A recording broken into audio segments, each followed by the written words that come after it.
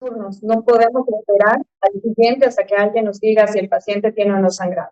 Entonces, esto es con la idea de que ustedes puedan ir tomando decisiones poco a poco, pues en beneficio obviamente del paciente. Y la otra cosa que quiero aclarar es que a lo largo de esta plática vamos a encontrar recuerdos anatómicos y cosas que a lo mejor ya vieron ustedes desde la prepa y les va a parecer repetitivo. Mi intención es desempolvar esos recuerdos, que se acuerden, que los retomen, y pues no es que les esté tratando de niñitos o de tontos o de que no estudiaron en la prepa, es únicamente para que lo recuerden. Bueno, empezamos porque yo hablo demasiado. Estos van a ser los objetivos de nuestra plática. Si bien no están ordenados así a lo largo de ella, pues se supone que deberíamos al final haber concretado cada uno de ellos.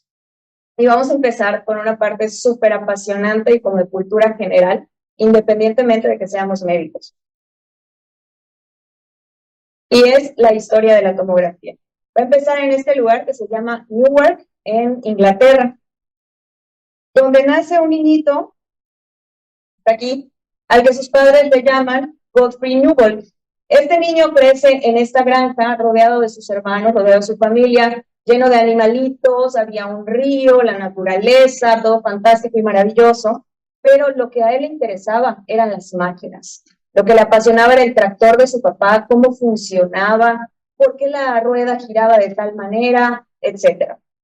Entra este niño a la primaria y un día llaman a su papá, este señor que era un veterano de guerra, y le dice el maestro: oiga señor, lo lamento, pero la verdad su hijo, pobrecito, pobrecito, no tiene futuro, no es bueno para nada, está obsesionado con las matemáticas, solo está haciendo dibujos de máquinas, soñando que va a inventar un cinematógrafo, que va a hacer un radio, que va a hacer una bocina. La verdad es que vaya preparándose para lo que venga. Y el señor, muy decepcionado, pues dice: pues no, mi hijo pues va a ser un discapacitado, va a depender de mí para siempre, pues preparémonos para el futuro. Y bueno, va pasando el tiempo y el pobrecito, pobrecito, caray, ya, se enrola en la Fuerza Aérea. Recuerden que estamos en Inglaterra.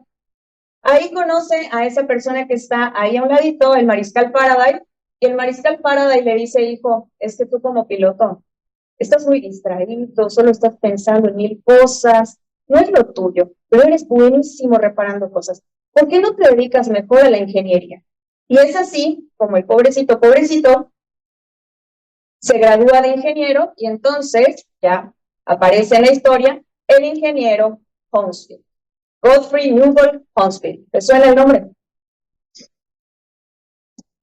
Bueno, termina su carrera de ingeniero y entra a trabajar a la EMI, sí, la EMI, la de los discos, que se llamaba Electrical and Music Engineering.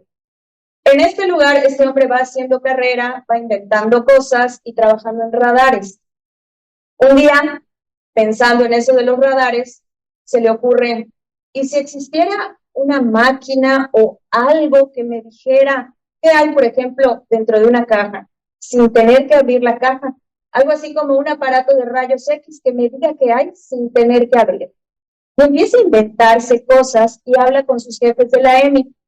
Para ese entonces, se estaba grabando en los convulsos años 70 este disco que, si no me equivoco, se llama Sgt. Pepper, me parece.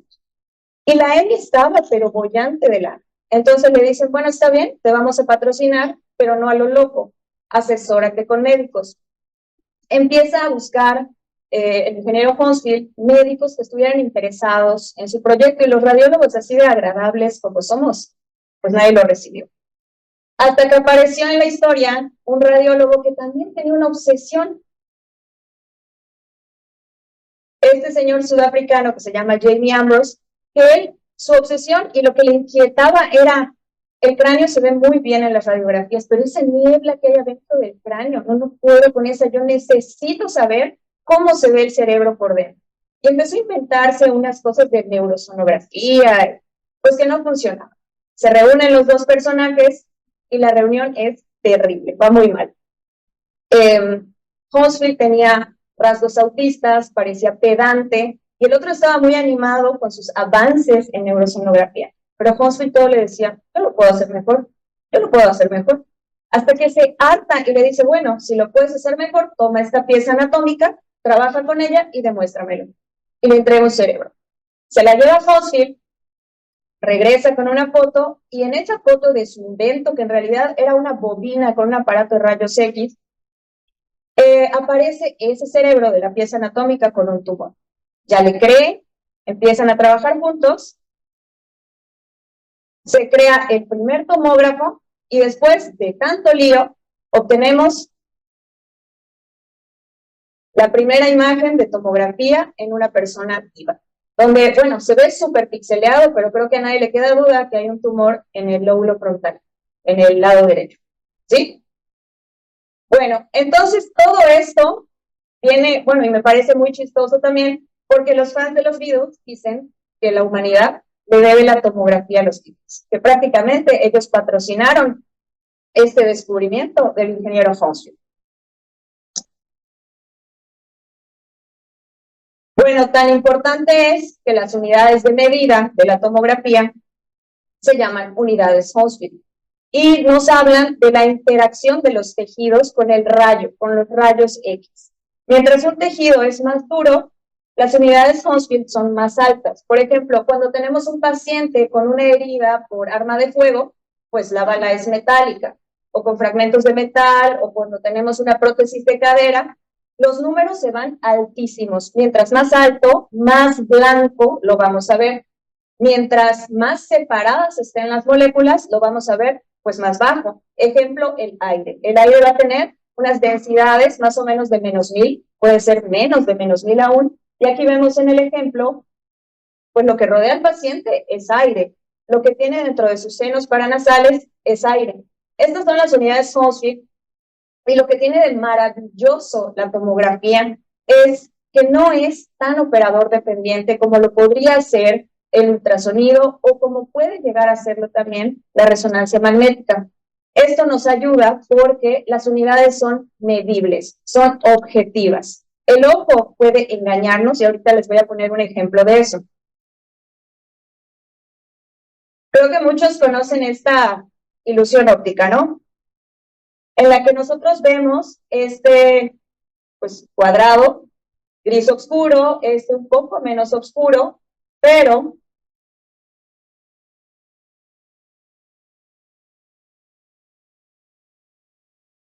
cuando tapamos la interfaz y denle un segundito a sus ojos, verán cómo los dos grises pues están prácticamente iguales. Entonces, el ojo nos engaña, pero los números no nos engañan. Y eso es lo fantástico de la tomografía. Bueno, y recordarles que la tomografía, y volvemos a Hounsfield, que era un equipo de rayos X con una bobina, pues sigue siendo lo mismo, siguen siendo rayos X y sigue siendo radiación. La radiación tiene un efecto biológico en todos los tejidos vivos. Entonces, no se olviden de esto y apeguémonos al principio ALARA.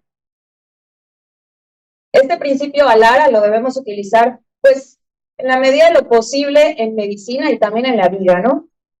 Este es el acrónimo de as low as reasonably achievable.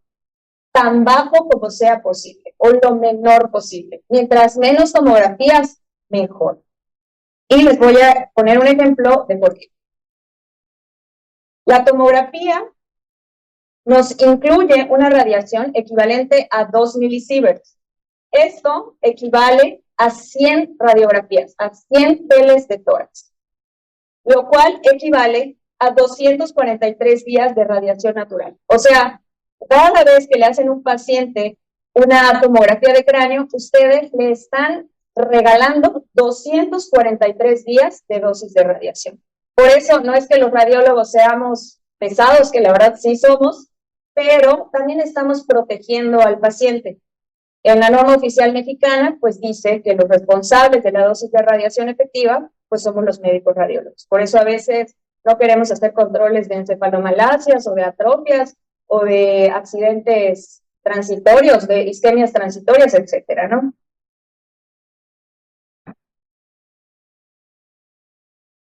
Y esta es una frase de Hounsfield.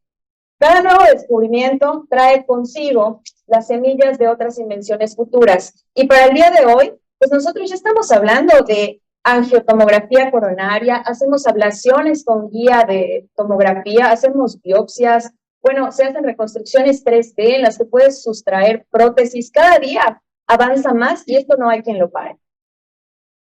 Probablemente a la vuelta de la esquina, esperando que alguien nos traiga la vida. Otro loco, un loco como el doctor Jaley, ¿no? ¿Podría ser tú esa posibilidad? Pues bueno, ahí cada quien sabrá, ¿no? Y bueno, vamos con lo bueno y vamos a desempolvar nuestro muro, el Quirós, el libro que hayas llevado en la facultad. Empezamos con el recuerdo anatómico. Vamos a empezar con los grandes olvidados. Así como Shrek decía que los ogros vienen en capas, pues bueno, los seres humanos también venimos en capas. Y la capa más externa van a ser los tejidos blandos. Hay que recordar que en la cabeza también tenemos músculos, como pueden ver. También existe grasa, como se puede apreciar en esta zona. También tenemos zonas de aponeurosis y muchos vasos. Es importante que lo recordemos porque estos tejidos también se enferman y también tienen una representación tomográfica y tenemos que conocerla.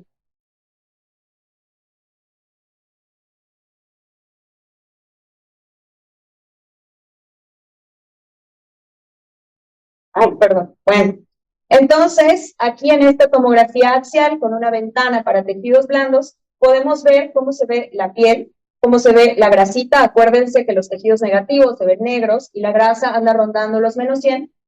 Y luego se ven los músculos. Lo mismo de este lado, este pliegue redundante de la nuca.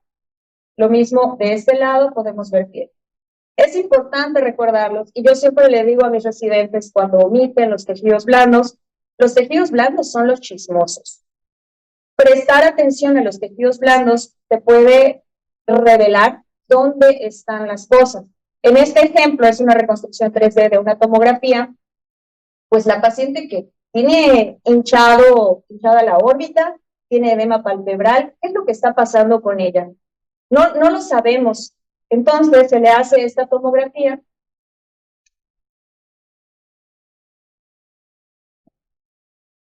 y podemos revelar que la paciente tiene ese engrosamiento cutáneo.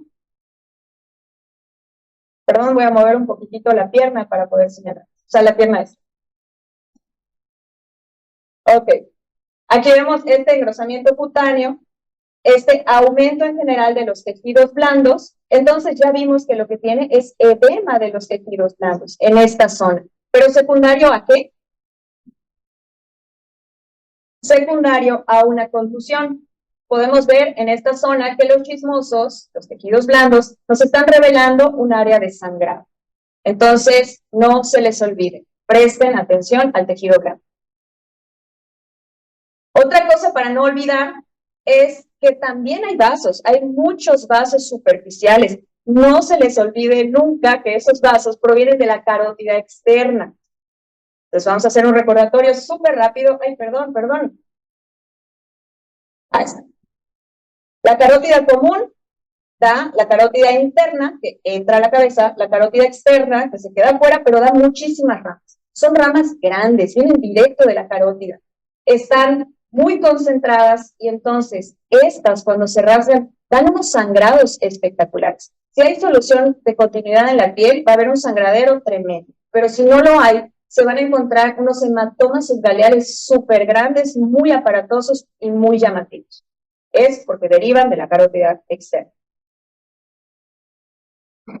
Y ahora seguimos con las capas y nos vamos a los huesos. Sé que ya lo saben, pero es un recordatorio. Entonces, bueno, los huesos, recuerden, tenemos el hueso frontal, tenemos dos parietales, el temporal, que el temporal tiene su apófisis mastoides, tiene su escama, tenemos el hueso cigomático, aquí de frente podemos ver el maxilar y la mandíbula o maxilar inferior. Y también, que yo creo que fue poco de muchos de nosotros, la base del cráneo. Es súper importante porque también se fractura. Lo hace de manera muy discreta, pero al ser una zona que concentra tantos órganos tan importantes, una fractura tiene un efecto neurológico muy fuerte en nuestros pacientes. Hay que prestar atención en eso. Aquí vemos el etmoides, que no se veía en el grupo anterior. El esfenoides, ya saben, el Batman, que te parece que está molesto aquí. Tenemos nuestros temporales, el occipital y el parietal.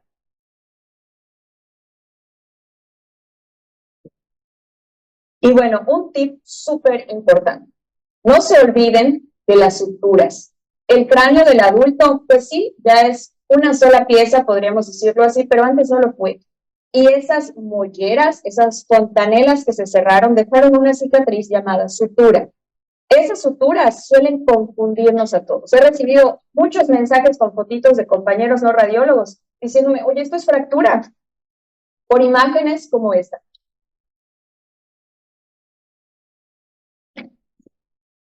Como esta de acá. Si se fijan, hay una imagen cerrada con ese como de sierra, aquí, que se une con otras y forman una especie de delta. Esta es la sutura, la sinostosis, donde se unen los huesos. Esto no es una fractura. ¿Por qué no lo es? Difícilmente una fractura pueda tener esa morfología. Una fractura reciente muy difícilmente tendría los bordes esclerosados. Una fractura crónica sí, pero una fractura reciente que tenga estas líneas blancas junto al trazo, prácticamente pues no puede ser. Y otra cosa que tenemos que recordar, si ustedes se acuerdan, todos los huesos tienen una capa de hueso esponjoso, perdón, de hueso compacto, luego viene una capa de hueso esponjoso y luego otra capa de hueso compacto. Lo mismo pasa con el diplo. Y hay que ponernos que es este tipo de tejido. Hay que ponernos abusados porque también tiene vasos nutricios que los atraviesan. Si se encuentran una línea hipodensa, o sea, negra, que atraviesa todo el diplo, busquen más. Si encuentran más, eso que están viendo seguramente es un vaso nutricio. También pueden encontrarse unos socavones. ¿Pueden ser metástasis? Sí, pero también pueden ser granulaciones de Pacheco. Como sea, eso no es una urgencia y en todo caso pueden esperar hasta que un radiólogo pues les saque de la. Pero en búsqueda de fracturas, pues ya tenemos el tip, estas no lo son. Y los vasos nutricios, si encontramos más, pues bueno, ya sabemos que eso no fue fractura. Vamos a subir el nivel, un poquito más difícil, y nos vamos a los senos venosos. Aquí también viene un recordatorio.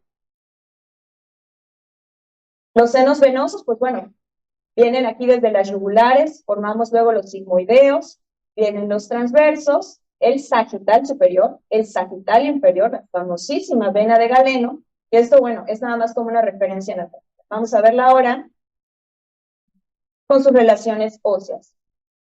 Y también recordar que hay un seno venoso que suele confundirnos por el área en la que se encuentra. Se encuentra en el área central, se ve hiperdenso y pudiera a veces confundirnos con una hemorragia en la cercanía del polígono de Willis. Ese seno es el seno cavernoso. Recuerden que está ahí abrazando la hipófisis, rodeándola, y que ese seno también se enferma. A veces se trombosa, a veces hace fístulas. ¿Y por qué les digo que aumentemos el nivel? Porque estos nos pueden confundir.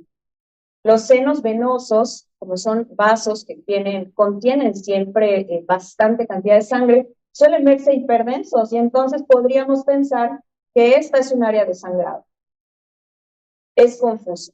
Tienen que seguirla, tienen que verla en muchos cortes para poder salir de la duda y muy probablemente tengan que hacer algo que los radiólogos decimos ventanear, o sea, modificar las ganancias, dejarlo más negro, dejarlo más blanco, hasta salir de la duda si esta estructura que estoy viendo hiperdensa, como esta que vemos acá, en realidad es sangre o es una estructura fisiológica normal. Bueno, regresamos a otras que también son súper importantes y son las meninges. Si se acuerdan, tenemos tres. La primera es la dura madre, que tiene una capa endosteal, o sea, pegada al hueso, muy pegada, casi adherida, podríamos decir, su cara interna está pues más suelta, hay más espacio entre ella y la siguiente meninge, que es la aracnoides, que tiene una relación muy estrecha con estructuras vasculares. Y la finísima y delgadísima pía madre, que la podemos imaginar como si fuera una pleura parietal metiéndose en cada recoveco y en cada pliegue del cerebro.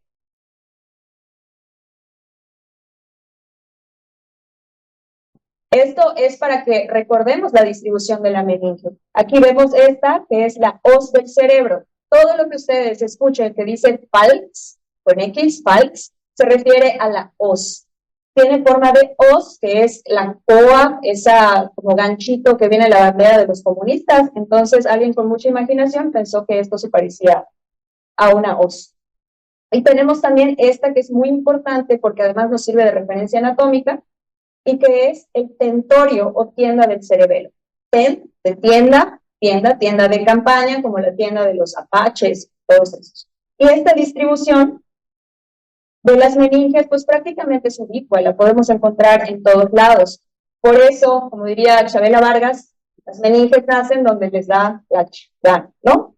Porque podemos encontrar meningiomas incluso en la columna vertebral, incluso cercanos a la hipófisis, etcétera. Entonces, toda esta zona, territorio de meninge, es proclive de sufrir meningiomas. Y bueno, una cosa muy maravillosa que tiene la evolución humana y la evolución en general de los mamíferos es la distribución de la sustancia gris. Imaginemos que ustedes tienen una tela, un paño, un manto, lo que fuera, y tienen que meterlo en un espacio pequeño. Lo que harían sería arrugarla, doblarla, hasta lograr meter todo eso en ese espacio. Lo mismo sucede con esto. La superficie del área gris no cabría en nuestro cráneo. Entonces, lo que ocurre es que se forman muchísimas arrugas. Estas arrugas se llaman circunvoluciones y también se llaman surcos y están aquí metidos. Si recuerdan, tenemos el lóbulo frontal, que está separado del demás por el surco central. Tenemos uno temporal, que está separado por el surco lateral, que antes le decíamos cisura de Silvio, pero ahora está tratando como de quitarse los epónimos porque pudiera ser confuso. Pero bueno, es imperdible y se encuentra en esta zona. Y tenemos el occipital y el parietal un poquito más arriba, distribuidos aquí con colores, como pueden ver. Y bueno, la sustancia gris y la sustancia blanca, ¿se puede ver en la tomografía o solamente en la resonancia? ¿Qué dicen? ¿Se puede ver en TAC o solo en resonancia? Sí se puede ver. La sustancia gris, que es la corteza, que es lo externo, la vamos a ver blanca, como se ve en esta zona. Y la sustancia blanca la vamos a ver gris. Está al revés. Esta imagen intenta representar esto. Sustancia gris, que la ven aquí en un color como carnita, aquí. Y sustancia blanca, que la vemos aquí un poquito más oscura. Bueno, pues es lo mismo. Sí existe la diferenciación y va a ser súper, súper útil en la lectura de tomografía. Y bueno, otros que también son súper importantes y que a ustedes les dan mucha lata porque se enferman con mucha frecuencia son los ganglios basales. Estaría súper chévere que en la vida real se viera así, ¿no? Con colorcitos. Esta es nuestra expectativa. No se los tienen que saber de memoria, pero sí tienen que saber dónde están y cómo se ven. Entonces, esperaría yo que se vieran de esta manera, pero en realidad en la tomografía, pues se ven así. Y los tenemos acá. ¿Se parecen? Y bueno, tienen la ocurrencia, estas estructuras de enfermarse con frecuencia, como les decía, y entonces a veces sangran, como aquí. Otras veces, todo lo contrario, se infartan, como aquí. Y en otras ocasiones, que no es una urgencia, pero pueden encontrársela en un ataque de cráneo de un paciente que se infartó, que se accidentó, lo que sea, también se calcifican. Y se calcifican a veces súper feo, como esto, que es una enfermedad de FAR, pero en nuestro medio lo que vamos a encontrar son unas calcificaciones puntiformes bilaterales, bastante simétricas, finas, y que se deben a la acumulación de metales pesados a lo largo de la vida. Por eso no nos dan ninguna sintomatología y suelen ser un hallazgo. Y bueno, hablemos ahora de los tálamos, porque los tálamos también se enferman y se ven diferentes. Yo les digo siempre a mis residentes, porque en ultrasonido de los fetos, los tálamos se ven prácticamente igual que en la tomografía. No los confundan, son unos huevos negros. Y aquí tenemos un huevo negro, y tenemos otro huevo negro con un área más negra, porque estos tálamos están infartados. No se confundan, tálamos, huevos negros, cuerpos basales o cuerpos grises o ganglios basales, como unos colmillos. Y los tálamos, pues bueno, no solo se infartan, también sangran. Bueno, y nos vamos al cuarto de más atrás, al cuarto del fondo, porque es súper importante y esto requiere que hagamos unos comentarios aparte. Vamos a hablar de la fosa posterior.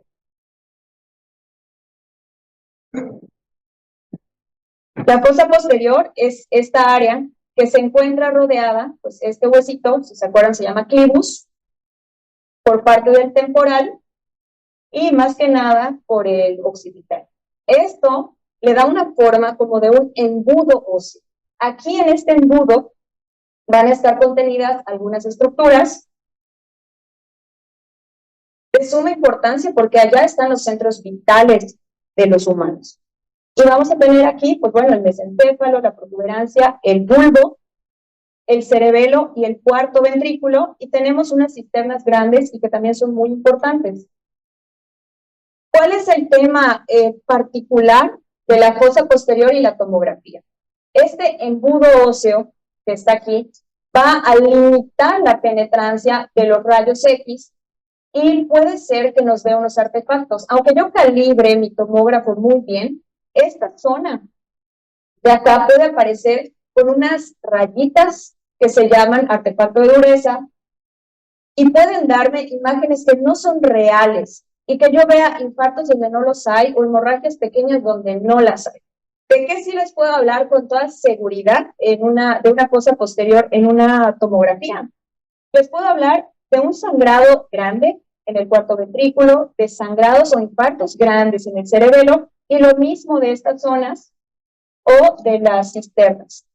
Pero si hablamos de infartos pequeños, infartos dudosos, tendremos que corroborarlo con una resonancia magnética porque es la que mejor definición nos da de esa zona, porque al no haber rayos X, pues no hay esa interacción con el embudo óseo.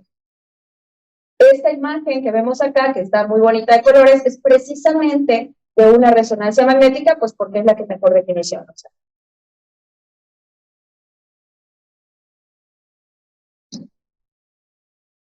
Lo que les comentaba, cuando son lesiones grandes, pues sí las podemos ver, indudablemente, ¿no? Como esta hemorragia en el cerebelo. El cerebelo no tiene lóbulos, bueno, sí tiene, pero esto se divide en hemisferios.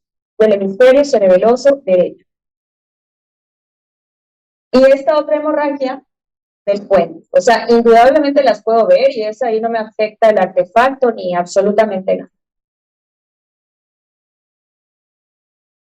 También es importante que recordemos el sistema ventricular. El sistema ventricular podemos dividirlo en dos. Les decía hace un rato que el tentorio nos sirve de referencia anatómica. Lo podemos dividir en supratentorial, arriba del tentorio, de la tienda del cerebelo, e infratentorial. ¿Qué es importante recordar? Bueno, que los de arriba se llaman ventrículos laterales. Ventrículo lateral derecho, ventrículo lateral izquierdo. Tiene una asta anterior, tiene una asta posterior y tiene una asta lateral que casi nunca se ve. A veces en pacientes con hidrocefalias, pero casi nunca se ve. Tenemos este que siempre se nos olvida y que es el tercer ventrículo, que aquí se lo señalo. Y cosa importante, en las astas posteriores de los ventrículos laterales está el plexo coroideo, que funciona para la producción de líquido cefalorraquídeo. Más o menos cuando cumplimos 10 años, esos plexos coroideos se empiezan a calcificar y van a aparecer estas bolitas blancas que son calcificaciones de los plexos coroideos al final de nuestros ventrículos laterales, abusados. No den por sentado que todo lo que está brilloso en los ventrículos laterales sea plexo calcificado.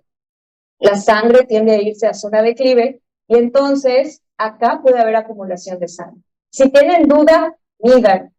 Yo sé que a lo mejor es pedirles mucho porque a veces a lo único que tienen acceso es a un videíto tomado de la pantalla directamente.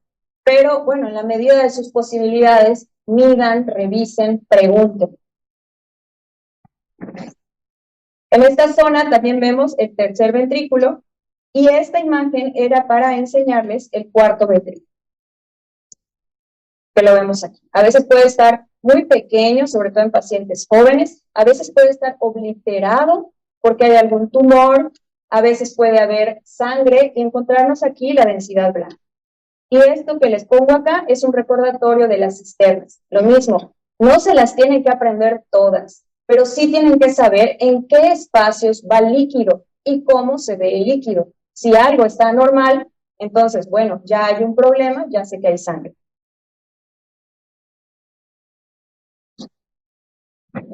Y bueno, así como no todo lo que brilla es oro, no todo lo que sangra y no todo lo que se infarta es la ACM. Hay que recordar que el polígono de Willis tiene varios elementos, que la corteza casi toda, la zona de los hemisferios, la zona cerebral o lobar, sí, casi toda está irrigada por la ACM, pero la ACM también tiene ramitas que van a ir a la zona más central y también la cerebral posterior nos da, pues también tiene áreas a las que irriga, al igual que las arterias vertebrales, la arteria basilar, la cerebelosa posterior, etcétera. Entonces, tampoco se lo tienen que saber de memoria. Digo, en el momento de averiguar si un paciente sangró o no, lo importante es saber si tiene sangre, pero ya después pueden sentarse a leer e ir comparando en sus territorios vasculares para saber, pues, qué pata puso ese huevo, ¿no? Y bueno, en los hospitales en los que he trabajado, la aplastante mayoría de los estudios de cráneo que se hacen de urgencia van a ser por isquemia, hemorragia y trauma. Estos van pues casi siempre acompañados, ¿no? Entonces los vamos a ver juntos. Y para que sepan más o menos cómo orientarse, qué buscar, existe esta mnemotecnia. Blood can be very bad. ¿Qué significa? A la hora de buscar sangre, ¿qué vamos a buscar?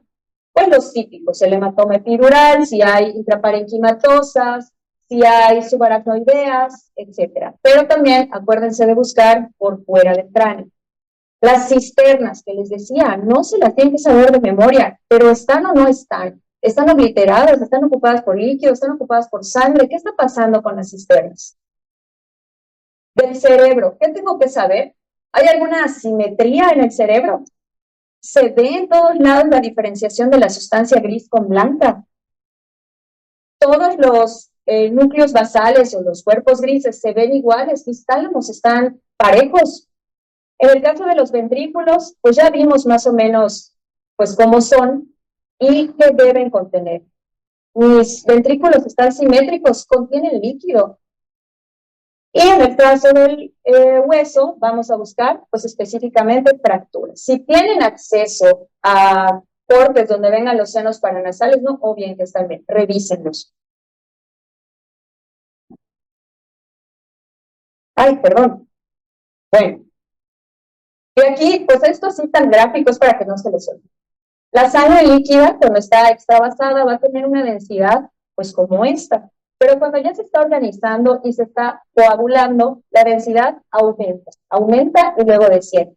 Aquí en esta tablita podemos ver pues sus unidades Hounsfield a lo largo del tiempo. De tal manera que cuando ya es crónica, la vamos a ver pues casi como el líquido. Pero bueno, en una etapa aguda vamos a tener la sangre coagulada, pues con una densidad muy alta, como en este caso. Y bueno, recordando lo que vimos ahorita de anatomía, vamos ya a ver patologías. La primera es el hematoma subgalear, el que les comentaba que es muy aparatoso, el que nos van revelando los tejidos blancos. Por encima del cráneo tenemos la fascia epicraneal. Debajo de esta fascia, que es bastante laxa y puede moverse, vienen los vasos. En el caso de que haya un trauma, pueden sangrar porque no tienen un líquido y pueden distribuirse por donde ellos quieran. Aquí tenemos un ejemplo, y en esta imagen, que es una tomografía de cráneo en ventana para cerebro, vemos esta extensa colección heterogénea, pero con densidad hemática, subgaleal, y como siempre, el chismoso nos está revelando que hay un problema más adentro. Nuestra siguiente patología es el hematoma epidural. También es una colección que se va a encontrar epi, encima, de la dura madre. Epidural también se le dice extradural, por la dura madre. Entonces, si se acuerdan, cuando vimos el recuerdo anatómico, dijimos que su cara, que está pegada al hueso, está pues casi adherida, está fuertemente pegada. Entonces va a ser difícil que la sangre se distribuya por esta zona de manera libre. Y nos va a dar entonces una imagen limitada por las suturas. Este tipo de hemorragias, de colecciones, no va a pasar de donde están las suturas, porque aquí donde quedó la cicatriz, allá sí está adherida esa capa. Se van a extender mejor hacia adentro y van a crear un efecto de masa. En este tipo de hemorragias estamos obligados a buscar fracturas, como en este ejemplo que podemos ver acá. Estas hemorragias suelen ser de origen arterial, de la arteria meningea media, van a adquirir esta forma con sus puntitas acá, biconvexa, también se les dice que es lenticular. Y vamos a ver dos ejemplos. Bueno, entonces podemos ver, pues así como estaba la descripción, ¿no? Sí, con su densidad hemática, que está creando un efecto de masa, que incluso si se fijan ya me está desplazando la línea media, ya los ventrículos no están parejos porque está obliterada el asta anterior del izquierdo y el asta posterior también, y bueno, estamos obligados a buscar fractura y seguramente la vamos a encontrar. Vamos ahora con los sangrados, pero que van debajo de la dura, los subdurales, subdebajo, dura de la dura madre. Y bueno, estos van a estar relacionados con traumatismos de alta energía, claro, siempre y cuando seas un adulto sano y joven. Si eres un anciano, a lo mejor cualquier golpecito te puede ocasionar este tipo de sangrado, pero pues ni te vas a acordar. Y entonces, en la historia clínica va a ser difícil dar con el antecedente de un golpe de cráneo que haya sido significativo como para generar una hemorragia. Y en el caso de los niños, que yo sé que es improbable que les toquen, pero si les tocan, estamos obligados a buscar lesiones no accidentales, o sea, maltrato. Este tipo de sangrado, pues al no existir acá unas adherencias similares a las de las anteriores, pueden irse a donde les da la gana.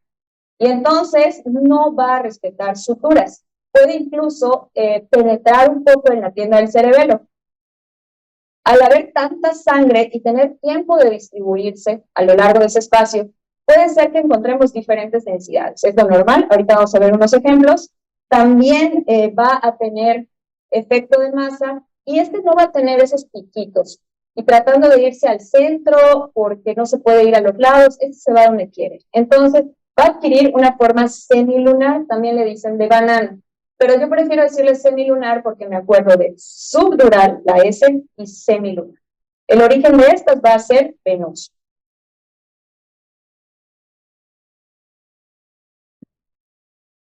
Y aquí tenemos unos ejemplos. Tenemos una que, como pueden ver, ya se está organizando, tiene una densidad bastante alta, y tenemos otra que ha tenido mucho tiempo de asentarse, ¿no? Entonces vemos los elementos formes en zonas declives y el suero, el plasma, aquí en la zona pues más anterior. A esto es a lo que nosotros nos referimos cuando les ponemos en un informe nivel líquido-líquido. O sea, esto es líquido, sí, esto es líquido, sí, pero este es más espeso. Entonces, esta es una hemorragia que ya ha tenido tiempo de organizar.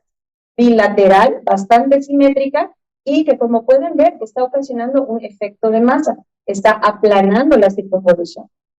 En este otro ejemplo tenemos otra que también ha tenido tiempo de organizarse, y también vemos nivel líquido-líquido y áreas de resangrado. Y esta es la que les comentaba de los flejitos. Este es un cerebro de un anciano con atrofia, evidentemente, porque los surcos se ven mucho más amplios, mucho más profundos. Eso es la atrofia. Así se refleja en la tomografía. Y este espacio le ha dado chance al señor, o señora, no sé, de sangrar, sangrar, sangrar, de que se distribuya, de que se organice, de que entre esa curva de metabolismo de la hemosiderina y entonces veamos este sangrado, que debía verse así o así, que ya lo veamos así. Y sin síntomas, como hallazgo.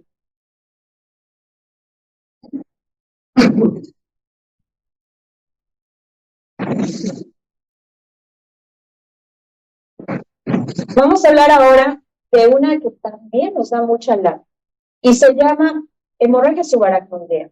Sub porque va debajo de la aracnoides. Si se acuerdan, la aracnoides es nuestra segunda capa, esta, y va en estrecha relación con muchas estructuras vasculares que incluso la fenestran, como en este caso, y sangran mucho.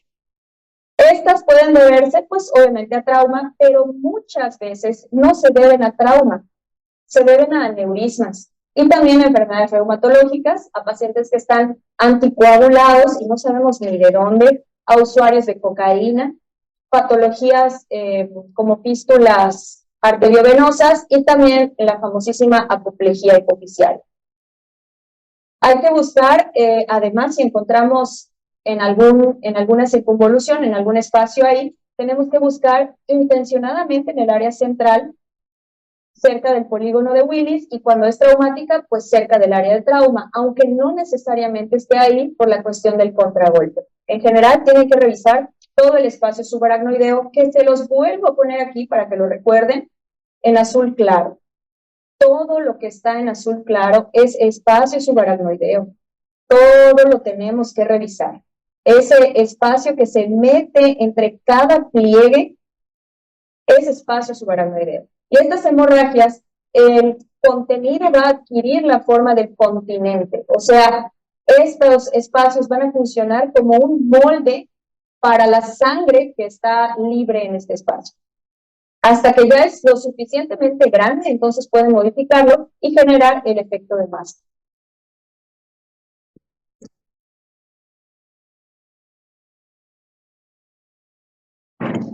Bueno, ahora vamos a hablar de las hemorragias intraparenquimatosas. Estas son las que ya están en el tejido cerebral.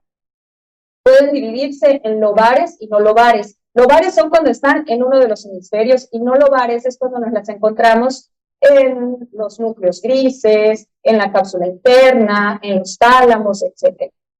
Los puntos que les puse aquí son los que nos hablan de un factor de mal pronóstico. Si no está en uno de los lóbulos, pues bueno, es malo. Si es mayor de 30 mililitros, es malo. Si la morfología es irregular y si los bordes son cerrados, lobulados, también es malo. Si la densidad es heterogénea, nos habla de que hay sangrados activos y también es malo. Y si están los tálamos y núcleos, agárrense, porque seguramente se va a ir a los ventrículos. Y bueno, volvemos a lo mismo. Y doctora, ¿y qué? ¿Cómo voy a saber cuánto mide esa hemorragia si no me lo reportó el radiólogo? Bueno, hay fórmulas muy difíciles que incluyen saber el corte de la tomografía, que tienes que contar en cuántos cortes se ve la mayoría de la hemorragia, pero una forma muy sencilla, muy aceptada y muy, muy útil, muy accesible para todos es esta. Se trata de que tienen que tener dos planos donde se vea la hemorragia, uno axial y el otro coronal, y vamos a buscar sus ejes más largos. Vamos a trazar uno que vaya de adelante hacia atrás, antero-posterior, tengo mi primera dimensión, uno que vaya de lado a lado, látero-lateral, tengo mi segunda dimensión, y uno que vaya de arriba hacia abajo y tengo mi tercera dimensión. Estas tres dimensiones las voy a multiplicar entre sí, las vamos a llamar A, B y C. Ya que tenga ese resultado, lo divido entre dos y me da un aproximado de la hemorragia.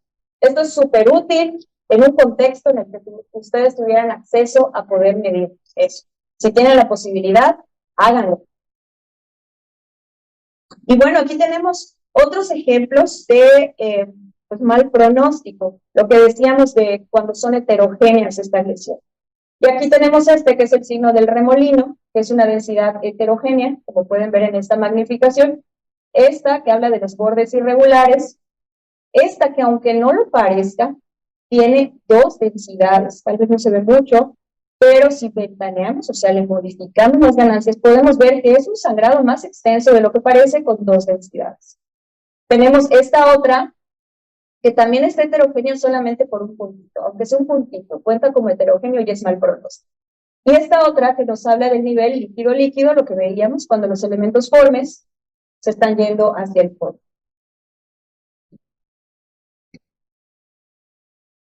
Aquí tenemos otros ejemplos de hemorragias. Esta es una cerebelosa que inicia ya con el edema. Esta está ocasionando efecto de masa y si se fijan, nos está moviendo la línea central, la línea media del cerebelo y nos está ya obliterando la zona del cuarto ventrículo. En este caso, estamos viendo cómo esta lesión de gran tamaño, de morfología irregular, de bordes irregulares, que nos está ocasionando un gran efecto de masa, obliterando el sistema ventricular, el asta anterior, desviando la línea media, pues ya se fue a los ventrículos. Y entonces vemos en el asta posterior del ventrículo izquierdo este sangrado, y en el asta posterior del ventrículo derecho este otro sangrado, que bueno, la densidad no es la misma. Esto también nos habla de diferentes periodos de sangrado. Y en esta última imagen vemos una hemorragia de los núcleos basales con un discreto halo de edema.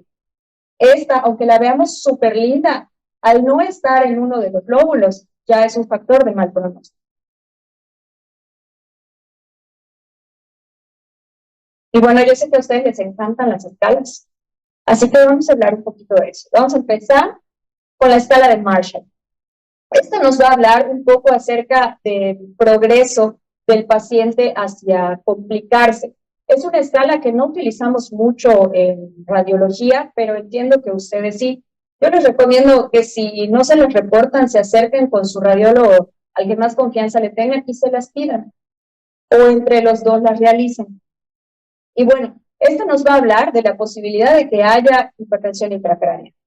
Y tenemos que cuando es difuso o no hay sangrado evidente, pues el riesgo es 0 y su posibilidad de buena evolución, pues es del 100%.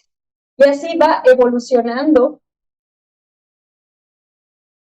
hacia más grave conforme va aumentando el nivel. Este que sería el nivel 6, habla de cualquier lesión que no sea tratado quirúrgicamente. Y esta, pues bueno, cualquiera que se haya evacuado, se supone que tiene un mejor pronóstico.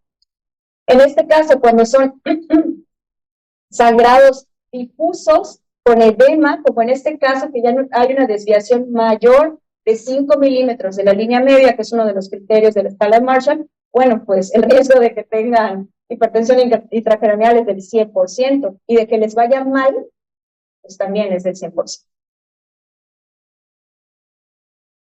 La siguiente escala es dirigida a trauma y es la escala de Green. No es muy utilizada porque se considera que pudiera ser subjetiva. Y se trata de lo siguiente. En el grado 1 hay una hemorragia tan pequeñita que si yo la mido en vertical, me va a dar un espesor menor de 5 milímetros. Le vamos a llamar a esta que es delgada. En el grado 2, pues bueno, esta misma hemorragia que tiene mi paciente, si yo la mido y me da más de 5, la voy a considerar gruesa y entonces ya es el grado 2.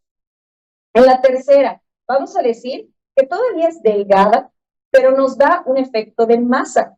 O sea, aquí, si se fijan, ya hay una desviación de las estructuras y estas fisuras, que debería haber una aquí como esta, pues ya no está comprimida.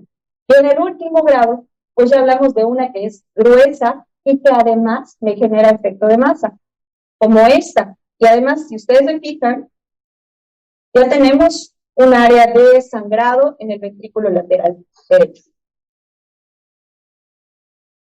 Y esta es la escala de Fisher. La escala de Fisher se va a utilizar para aneurismas, no para traumas. Para que no se les olvide, le puse aquí la fotito de una angiografía con un aneurisma tipo Berry así se llaman los que son como redonditos, en la cerebral media, aquí. Bueno, de la escala de Fisher hay dos. La Fisher de toda la vida, desde 1980, y la Fisher modificada. No hay gran diferencia entre ellas, y entonces, pues la literatura dice que cada centro decida lo que hace y usen la que quieran. Bueno, pues en el grado 1, hay un 21% de posibilidades. Esta nos va a hablar de vasoespasmo, es la predicción de vasoespasmo, de 21%, y la de ahora es del 24%. Estos nos hablan de sangrados pequeños o de sangrados ausentes o que no podemos localizar. En el grado 2, de 25 a 33%, lo que cambia es que esta nos habla de sangrados un poco más grandes, pero que no está involucrado el sistema ventricular. En cambio, en la modificada ya se involucra el sistema ventricular, como pueden ver aquí. Entonces, en ese caso, el riesgo de vasoespasmo de los 25 sube a 33. En el grado 3 ya hablamos de una hemorragia gruesa. Se refiere la clasificación como si estuviera coagulada la sangre, y el riesgo es del 31%. No cambia mucho en la modificada y el riesgo es del 33%. Y en la Fisher 4, de la normal, de la antigua, el riesgo es de 37 y contra 40 de la modificada, sin que en realidad haya cambios importantes. A final de cuentas, lo que tenemos que tener en cuenta cuando tengan un paciente que se le reventó un aneurisma o que por una vasculitis tiene este tipo de sangrados es, ¿le va a ir mal? Bueno, ¿tiene sangre en los ventrículos o no? Porque si se fijan, eso es lo que hace la diferencia en el pronóstico del paciente. Sangre en los ventrículos.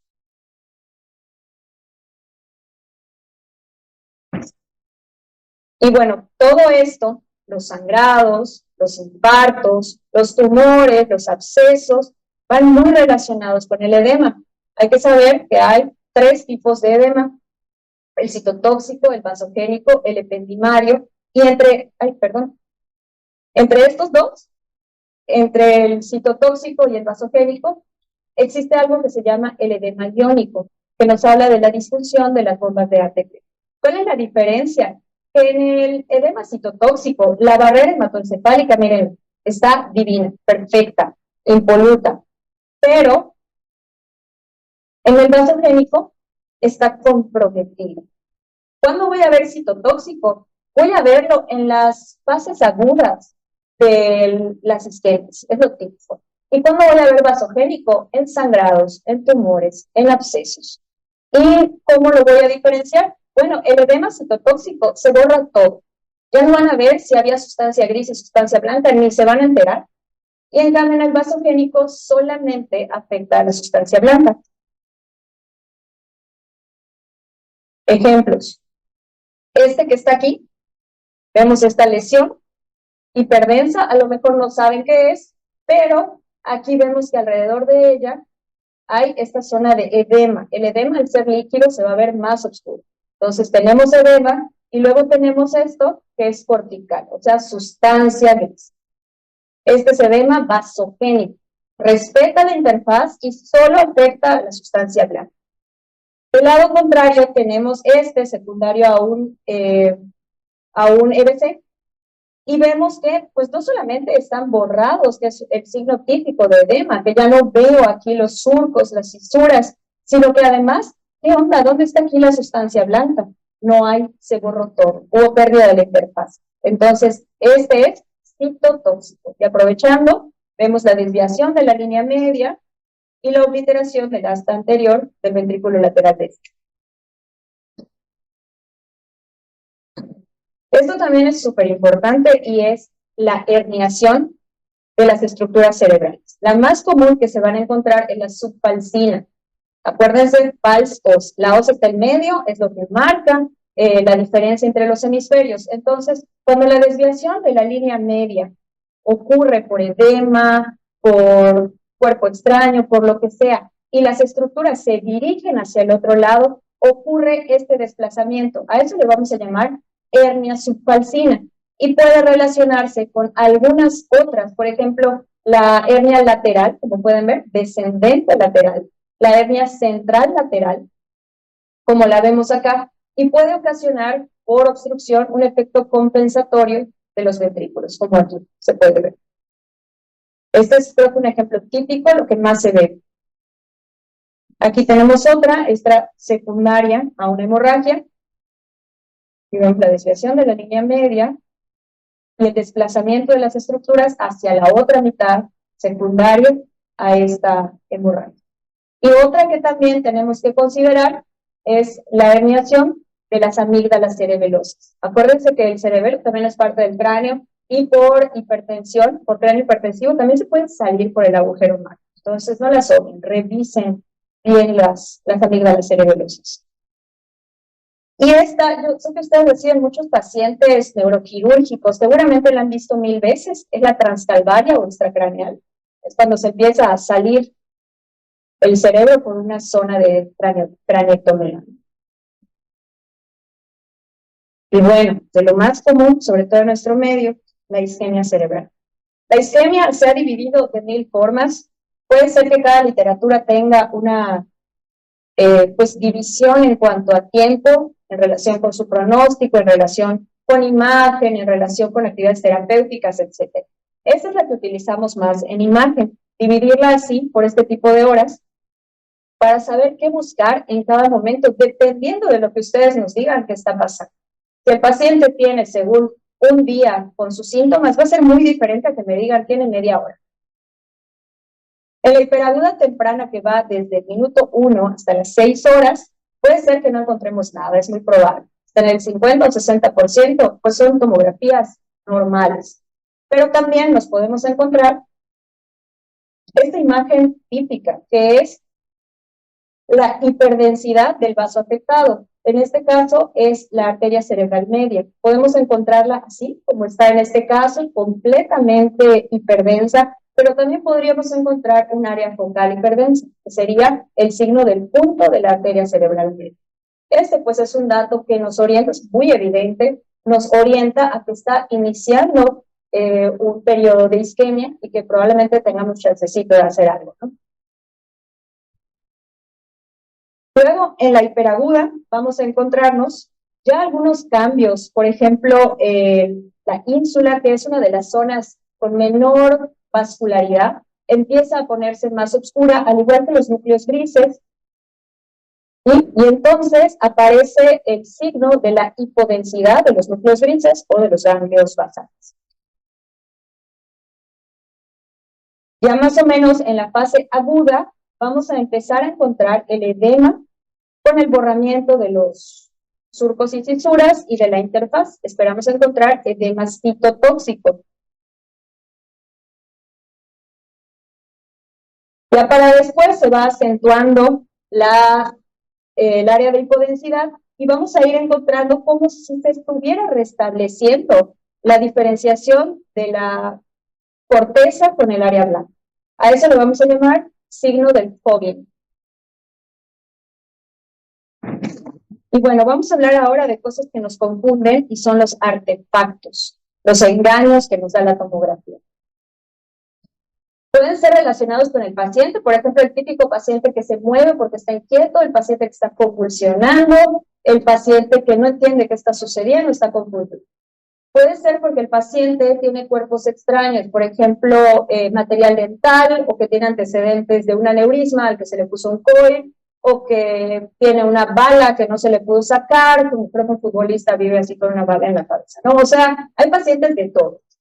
También pudieran darnos muchas veces artefacto las personas que usan extensiones de cabello y que se los ponen con metal. Con ese metal, aunque está extracraneal, da artefacto y nos limita muchísimo la visualización. Pueden ser errores de la técnica, pueden ser también errores de calibración, y bueno, pueden haber errores estadísticos, que son cosas que solo Hounsfield entendería. Pero bueno, dan una imagen muy rara. Y bueno, aquí tenemos el ejemplo típico, este es el de movimiento. La primera es una ventana para hueso, la segunda intentó ser una ventana para cerebro, pero como pueden ver, no funciona. Y entonces ahí es cuando los mandamos llamar llorando, por favor vengan a sedar al paciente porque esto se está saliendo de control. Este es un artefacto de dureza de haz por un objeto metálico que el paciente traía. ¿Qué creen que era? Casual, un cuchillo.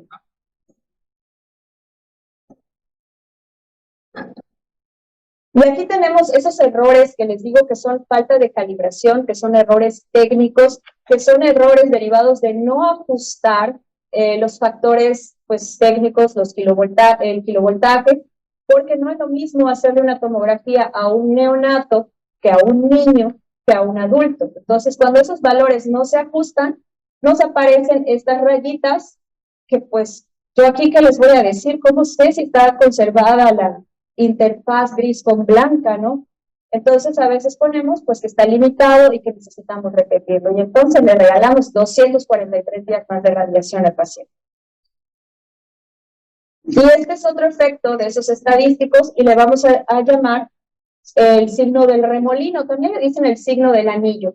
Y bueno, son factores de calibración en los que ya requerimos que ingenieros físicos de la marca de tomógrafo vengan a repararnos. Y bueno, yo no he parado de hablar. Y ustedes dirán, ¿y dónde está el oro? ¿Cómo voy a interpretar un ataque? ¿Qué voy a hacer si mi amigo radiólogo no tiene señal en su cuarto azul y no ha visto la foto? ¿Cómo soluciono? Bueno, pues creo que el oro viene aquí. Busquen siempre la simetría. Imagínense como que hubieran doblado su imagen y la abren. Deberían verse iguales. Si algo no se ve igual, algo está mal. Sigan buscando y van a encontrar la respuesta. Lo primero es buscar la simetría. Recuerden que cada área anatómica tiene su densidad. Si en donde debe haber líquido no hay líquido, ¿qué está pasando? Al menos ahí ya saben que hay algo mal. Ya pueden tener en su celular una guía de referencia rápida de cómo son las unidades Hounsfield y poder más o menos orientarse de qué es lo que está en el ventrículo, que yo pensé que era plexo coroideo, ¿no? Busquen de manera intencionada la pérdida de la interfaz. Pasen sus ojos por cada surco. Si en algún momento se pierde la interfaz, algo está mal. Ahí está el problema. Y la última, lo que les decía de las capas, y que voy a insistir. Vean por capas. Empiecen por fuera. Revisen primero tejidos blandos, hueso meninge, y ya que estén adentro, entonces pasen sus ojos como si fuera una mitad y otra mitad igual. Hacer historia clínica, examen físico, qué flojera, métalo a la TAC. Y entonces le seguiremos contestando por relación con clínica. Bueno, pues muchas gracias, espero que les haya sido de utilidad, no haberlos revuelto más, y muchas felicidades por este evento.